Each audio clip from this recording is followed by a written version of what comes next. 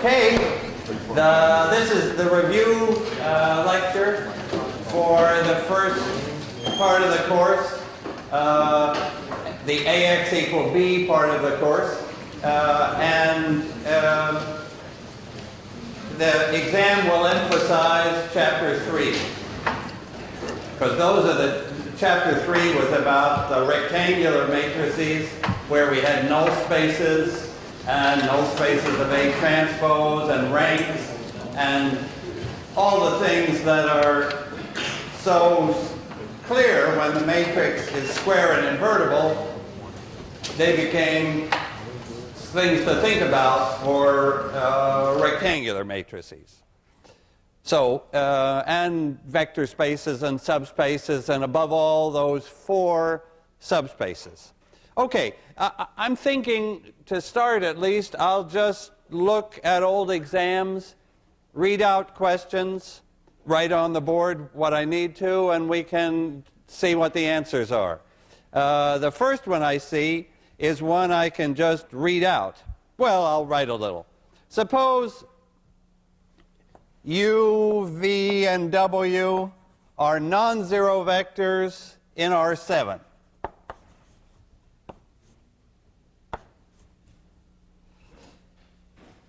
What are the possible? They span a vector space. They span a subspace of R7, and what are the possible dimensions? So it's a straightforward question. What are the possible dimensions of the subspace spanned by U, V, and W? Okay, 1, 2, or 3. Right. 1, 2, or 3. Couldn't be more because we've only got 3 vectors. And couldn't be 0 because I told you the vectors were non-zero. Otherwise, if I allowed the possibility that those were all the 0 vector, then the 0-dimensional subspace would have been in there. Okay. Now, can I jump to a more serious question? Okay. We have a 5 by 3 matrix, and I'm calling it U. I'm saying it's in echelon form, and it has 3 pivots, R equal 3. 3 pivots. Okay, first question, what's the null space? What's the null space of this matrix U? So this matrix is 5 by 3, and I find it helpful to just see visually what 5 by 3 means, what that shape is. 3 columns. 3 columns in U, then 5 rows, 3 pivots, and what's the null space? The null space of U is, and it asks for of course I'm looking for an answer that isn't just the definition of the null space, but is the null space of this matrix with this information. And what is it? It's only the 0 vector, because we're told that the rank is 3, so those 3 columns must be independent. No combination of those columns is the 0 vector, except, so the only thing in this null space is the 0 vector. And I could even say what that vector is, 0, 0, 0. That's okay. So that's what's in the null space. All right, let me go on with, this question has multiple parts. What's the, now it asks you about a 10 by 3 matrix, B, which is the matrix U and 2U.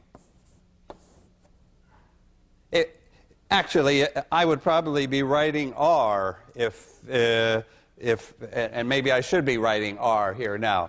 This exam goes back a few years when I emphasized U more than R. Now, what's the echelon form for that matrix? So the echelon form, what's the rank and what's the echelon form? Let's suppose this is in reduced echelon form so that I could be using the letter R. So I'll ask for the reduced row echelon form. So imagine that these are, U is in reduced row echelon form, but now I've doubled the height of the matrix. What will happen when we do row reduction? What row reduction will take us to what matrix here?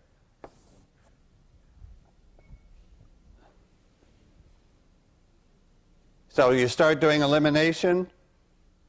You're doing elimination on single rows, but of course we're allowed to think of blocks.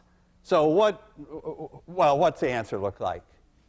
U and 0, or R, I'll stay with this letter U, but I'm really thinking it's in reduced form, and 0. Okay, fine. Then it asks, further it asks about this matrix. U, U, U, and 0.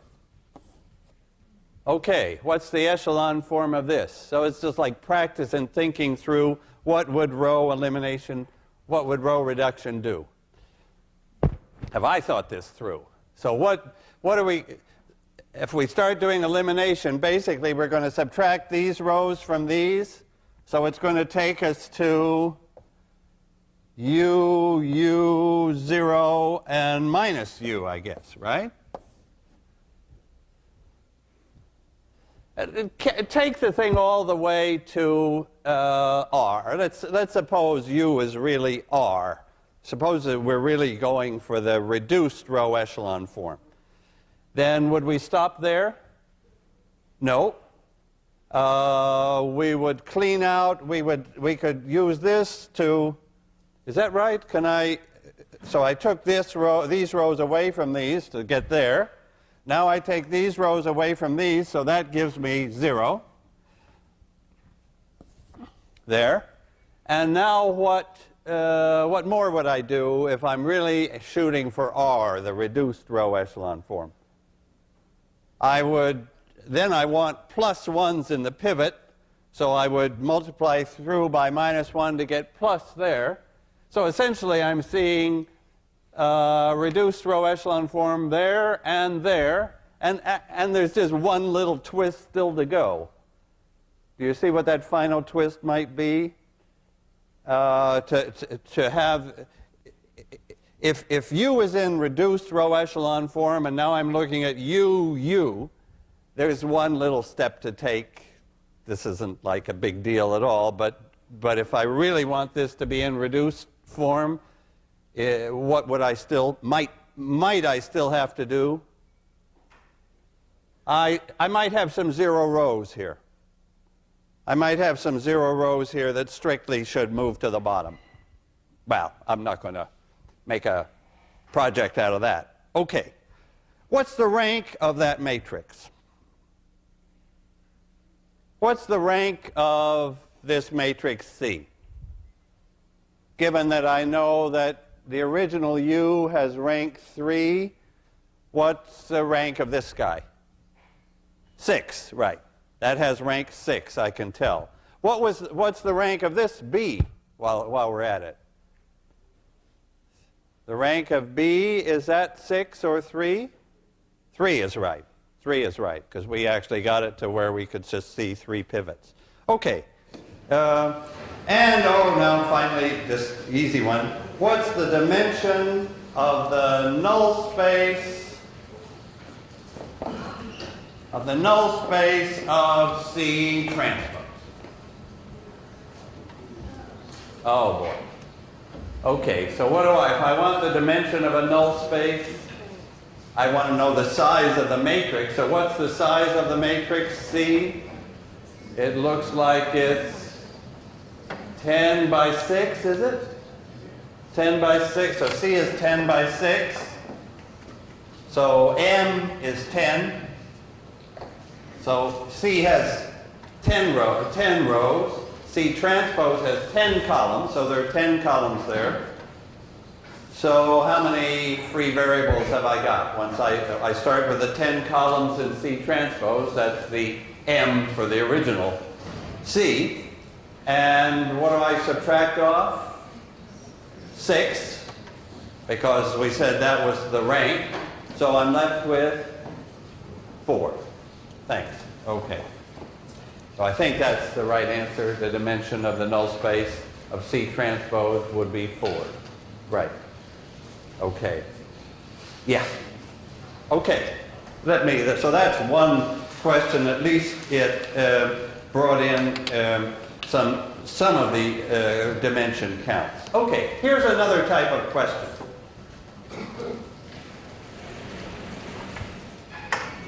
I give you an equation, AX equals 242. And I give you the complete solution. But I don't give you the matrix.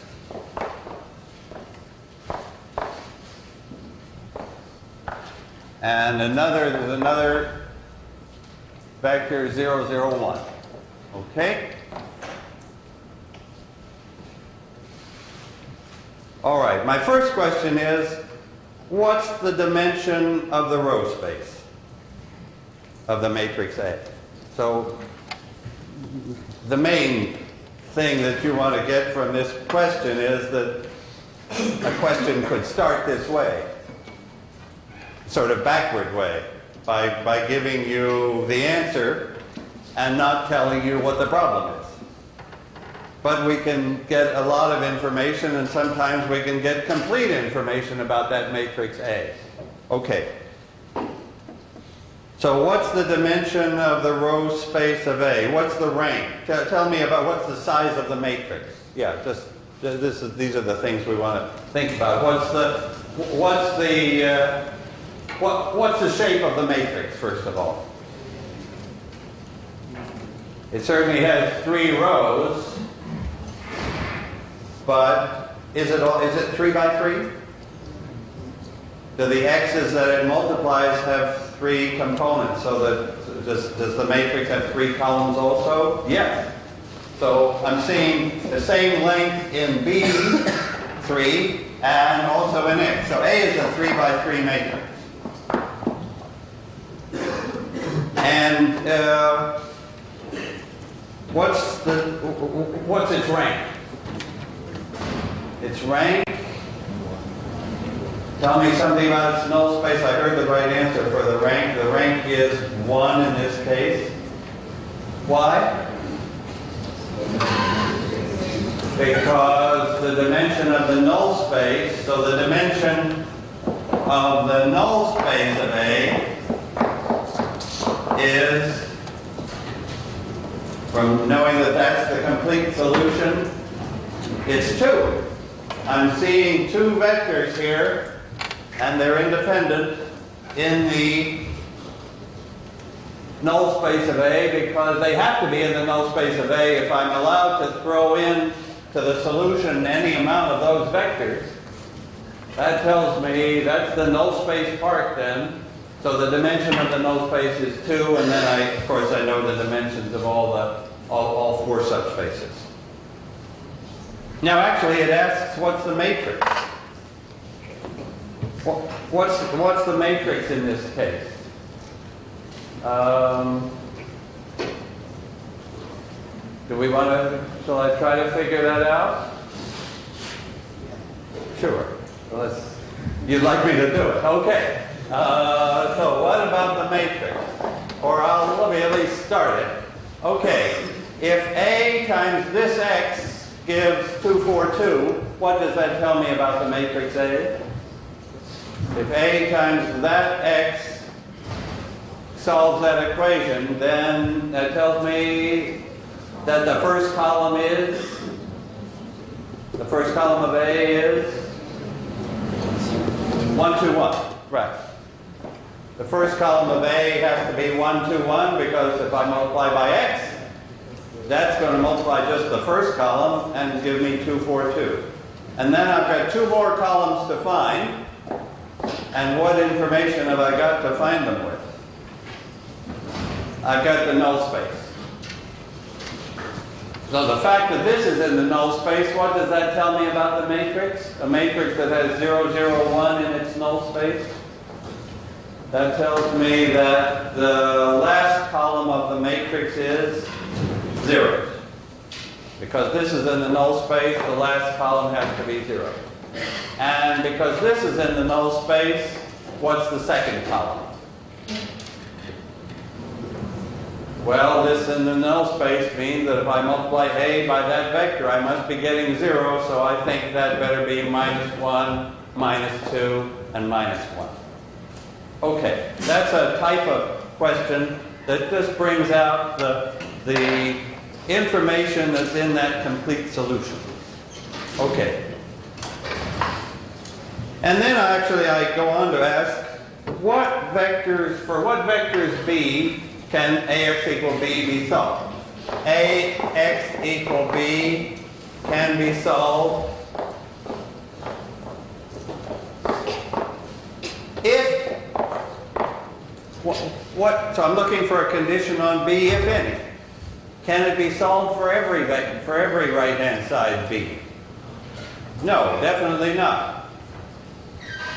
When could it be solved? Well, I actually say in the exam, don't just tell me if B is in the, and what does the exam say there? In the column space, because I do know that it can be solved exactly when B is in the column space. So I guess I'm asking you, what is the column space for this matrix? So what is, if B has the form, so I guess I'm asking you, what's the column space of this matrix? And what is it? It's, so the column space of that matrix is all multiples.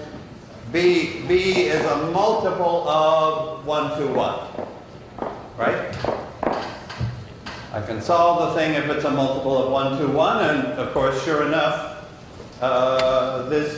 yeah, that was a multiple of 1, 2, 1, and so I had a solution. So this is a case where we've got lots of null space. Let me just recall that the other extreme, when the rank is big, don't forget those cases. Don't forget the other cases when R is as big as it can be, R equal M or R equal N. Those we had a full lecture on that, full rank, full lecture, and important case. Okay. I'll just move on. I think this is the best type of review. It just brings these ideas out. Apologies to the camera while I recover glasses and exam. Okay. How about a few true-false ones? Actually, there won't be a true-false on the quiz, but it gives us a moment of quick review. Here's one. If the null space, I have a square matrix. If its null space is just the 0 vector, what about the null space of A transpose? If the null space of A is just the 0 vector and the matrix is square, what do I know about the null space of A transpose? Also the 0 vector. Good. And that's a very, very important fact. Okay. How about this? Look at the space of 5 by 5 matrices as a vector space. So it's actually a 25-dimensional vector space, all 5 by 5 matrices. Look at the invertible matrices. Do they form a subspace? So I have this space of all 5 by 5 matrices. I can add them, I can multiply by numbers, but now I narrow down to the invertible ones, and I ask, are they a subspace? And your answer is? Quiet, but nevertheless definite? No, right? No. But if I add two invertible matrices, I have no idea if the answer is invertible. If I multiply that invertible, well, it doesn't even have the zero matrix in it. It couldn't be a subspace. I have to be able to multiply by zero and stay in my subspace, and the invertible ones wouldn't work. Well, the singular ones wouldn't work either.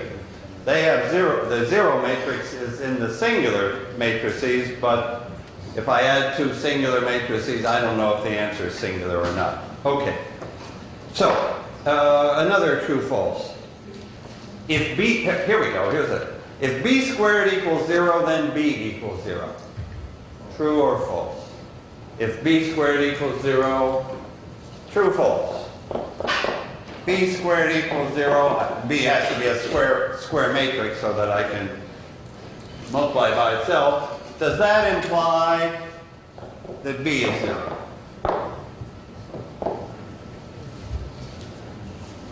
Are there matrices whose square could be the zero matrix? Yes or no? Yes, there are. There are matrices whose square is the zero matrix. So this statement is false.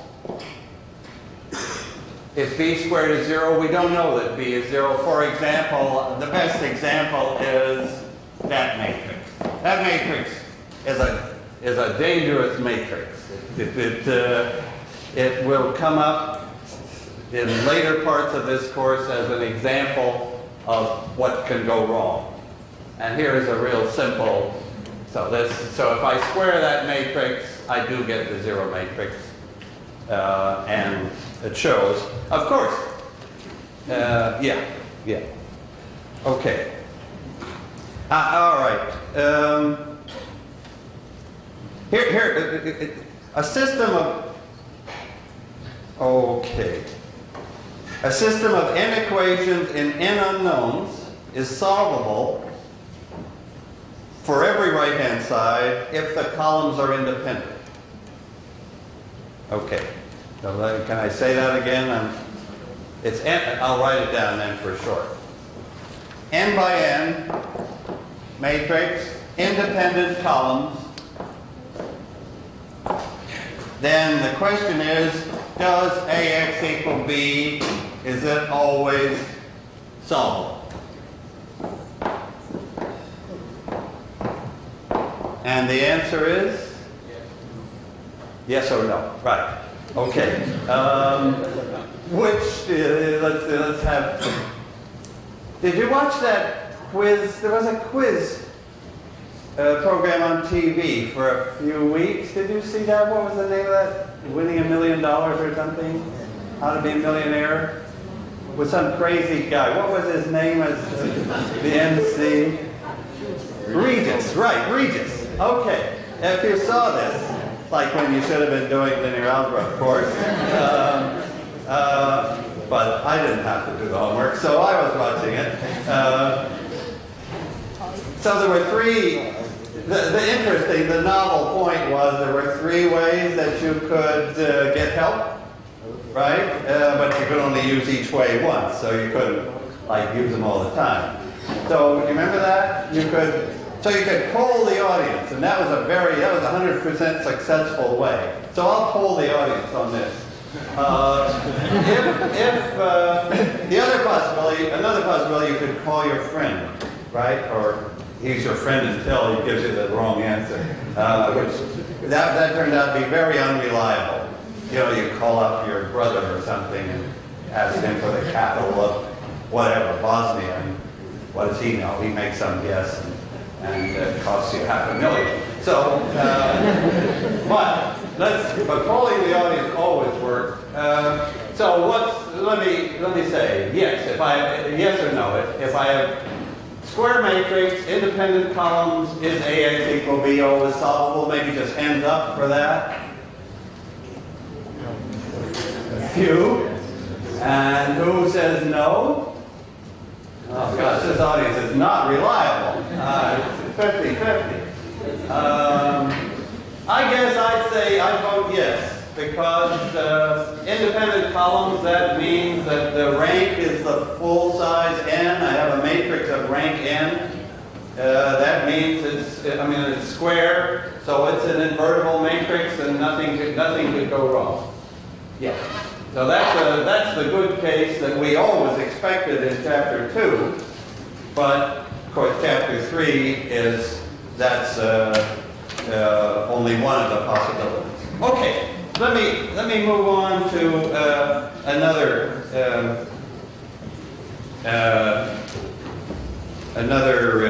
question from an old quiz. Okay.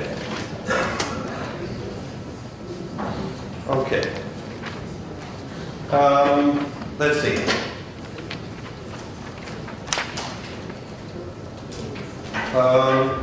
Okay. I'm going to give you a matrix,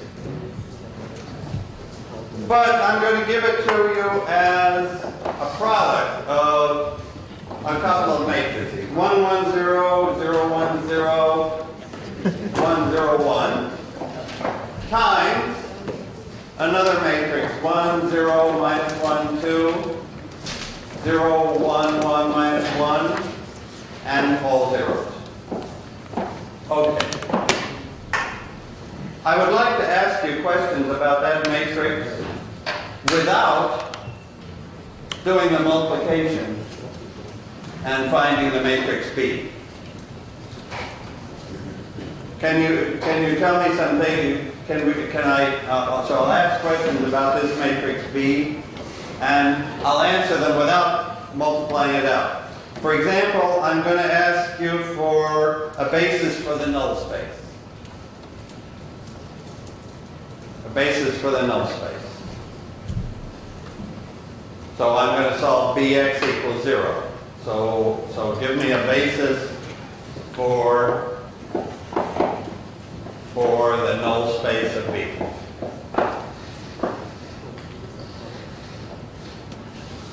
Let's see, what dimension am I in? The null space of B is a subspace of R. What size vectors am I looking for here? Because if we don't know the size, we aren't going to find it, right? This matrix is 3 by 4, obviously. So if we're looking for the null space, we're looking for those vectors x in R4. Okay, so the null space of B is certainly a subspace of R4. What do you think its dimension is? Of course, once we find a basis, we would know the dimension immediately, but let's stop first. What's the rank of this matrix B? Let's see. Is that matrix invertible, that square one there? Let's say sure. I think it is. Yeah. That matrix B looks invertible. Is that pretty clear? Yeah. So I've gone wrong in this course already, but I'll still hope that matrix is invertible. Yeah. Because if I look for a combination of those 3 columns, well, I couldn't use this middle column because it would have a 1 in a position that only is otherwise all 0. So a combination that gives 0 can't use that column, and then the other 2 are clearly independent steps. So that matrix is invertible. Later we could take its determinant or other things. Okay, what's the setup? If I have an invertible matrix, a nice invertible square matrix times this guy, times this second factor, and I'm looking for the null space, does this have any effect? So what I'm asking is the null space of B the same as the null space of just this part? I think so. If Bx is 0, then multiplying by that guy, I'll still have 0. But also, if this times some x gives 0, I could always multiply on the left by the inverse of that, because it is invertible. And I would discover that this times the x is 0. you want me to write some of that down? If I have a product here, C times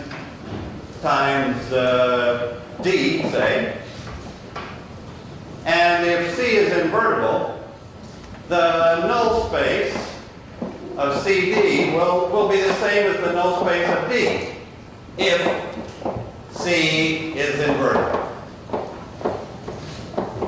Multiplying by an invertible matrix on the left can't change the null space. Okay, so basically I'm asking you for the null space of this one.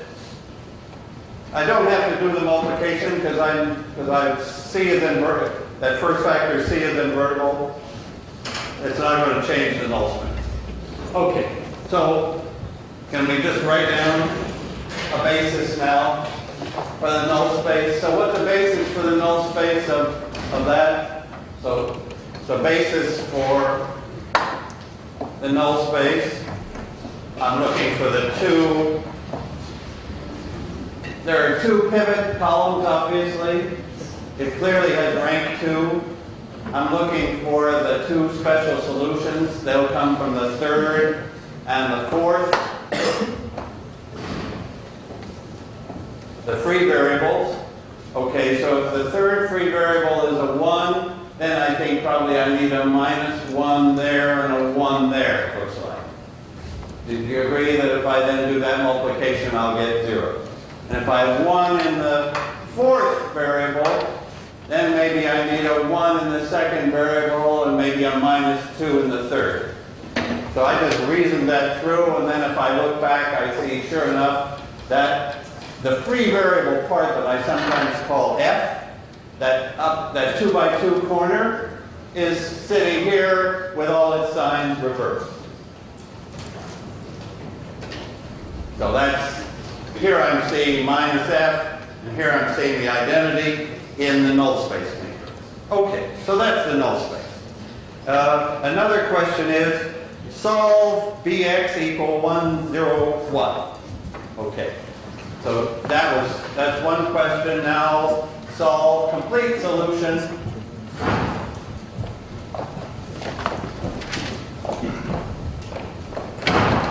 To Bx equals 1, 0, 1.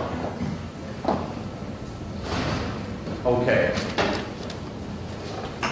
Yeah, so I guess I'm seeing, if I wanted to get 1, 0, 1, what's a particular solution?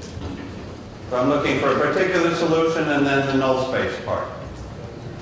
Okay, actually the first column of B, what's the first column of our matrix B? It's the vector 1, 0, 1. The first column of our matrix agrees with the right-hand side. So I guess I'm thinking X particular plus X null space will be the particular solution. Since the first column of B is exactly right, that's great. And then I have C times that first null space vector and D times the other null space vector. Right? The null space part of the solution, as always, has the arbitrary constants. The particular solution doesn't have any arbitrary constants. It's one particular solution, and in this case, that one would do it. Okay, fine. So those are questions taken from old quizzes. Any questions coming to mind? Yeah. I don't understand how you got X particular over there. This X particular guy. Okay. Well, so that particular X particular says that, see, when I multiply by this guy, I'm going to get the first column of B. If that's a solution, when I multiply B times this X will be the first column of B. And so I'm saying that the first column of this B agrees with the right-hand side. So I'm saying that look at the first column of that matrix B. If you do the multiplication, so what's the first column of that matrix? How do you do that multiplication? I multiply that matrix by that first column, and it picks out 1, 0, 1. So the first column of B is exactly that. And therefore, a particular solution will be this guy. Yeah. Okay. Yes? Is there only one particular solution? Is there only one particular solution? No, not at all. No, I could, I mean, this is a nice one, but any solution could be the particular solution. Any of the solutions can be the particular one that we pick out.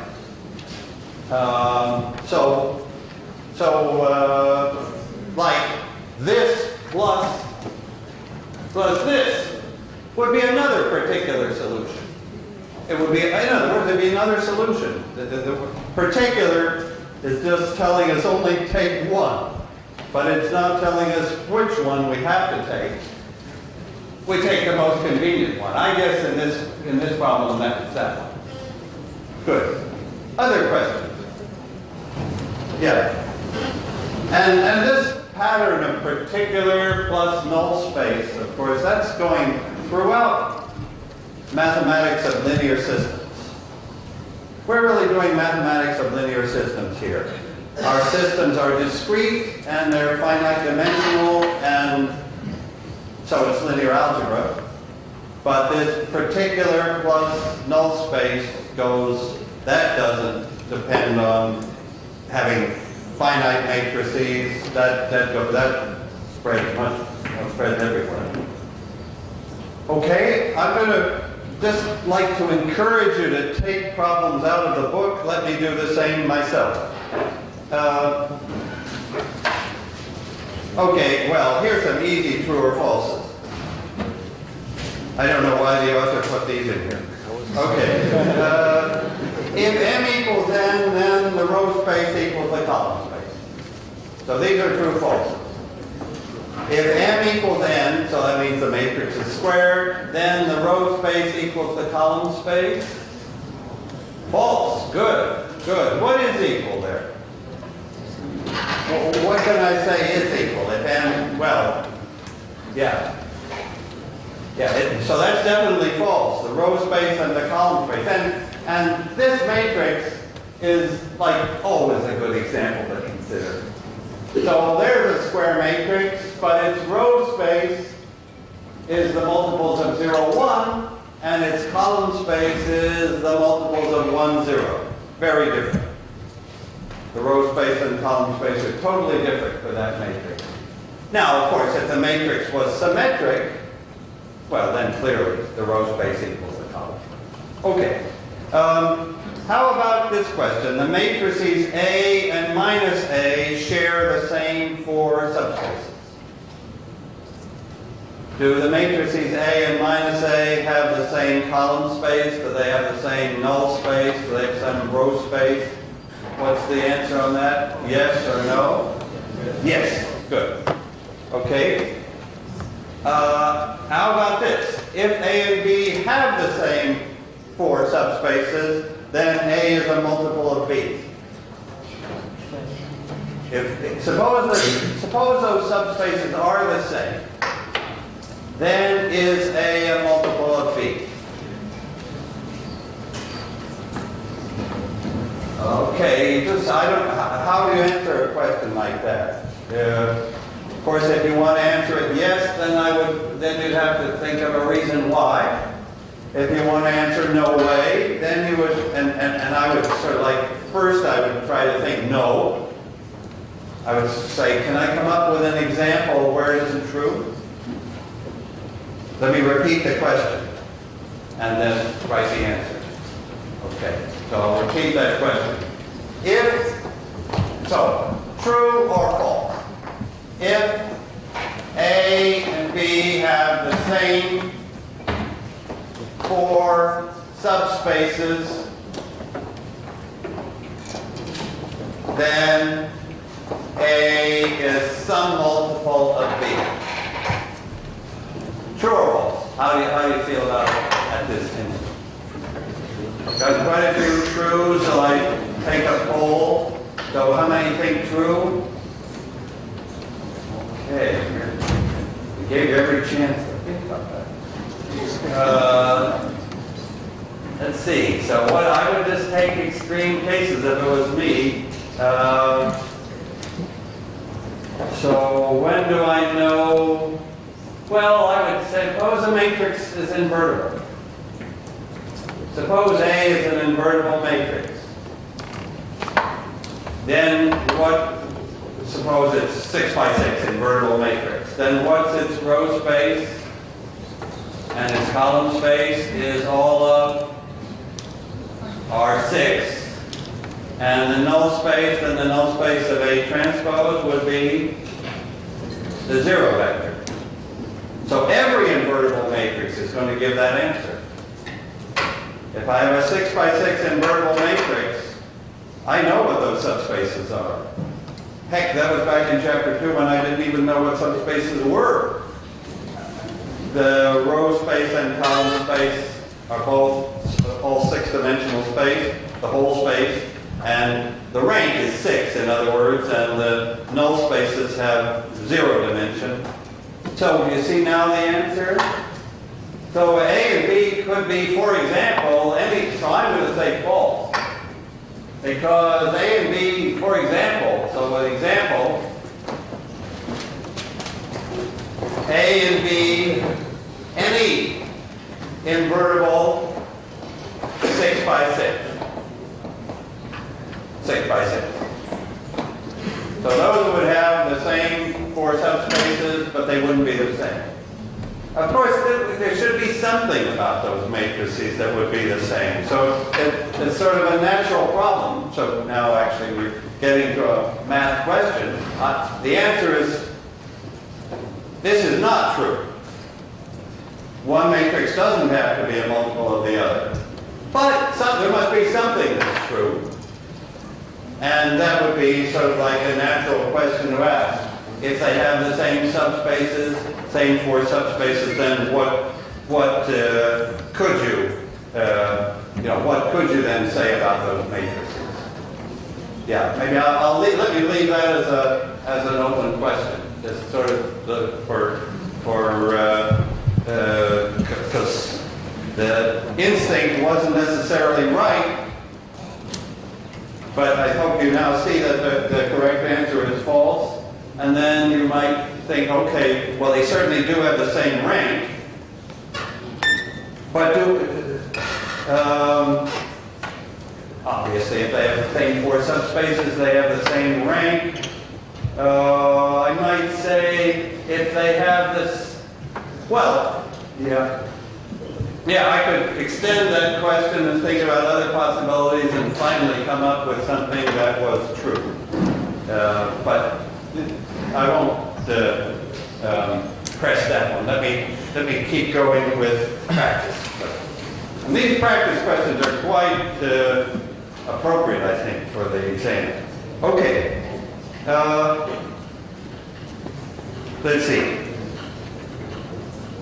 If I exchange 2 rows of A, which subspaces stay the same? So I'm trying to pick out questions that we can answer without, we can answer quickly. If I have a matrix A and I exchange 2 of its rows, which subspaces stay the same? The row space does stay the same, and the null space stays the same. Good, correct. Column space would be a wrong answer. Okay. Here's a question. This leads into the next chapter. Why can the vector 1, 2, 3 not be a row and also in the null space? Let me close with this question. Close this. So this 1, 2, 3 can't be in the null space of a matrix and the row space. And my question is, why not? Why not?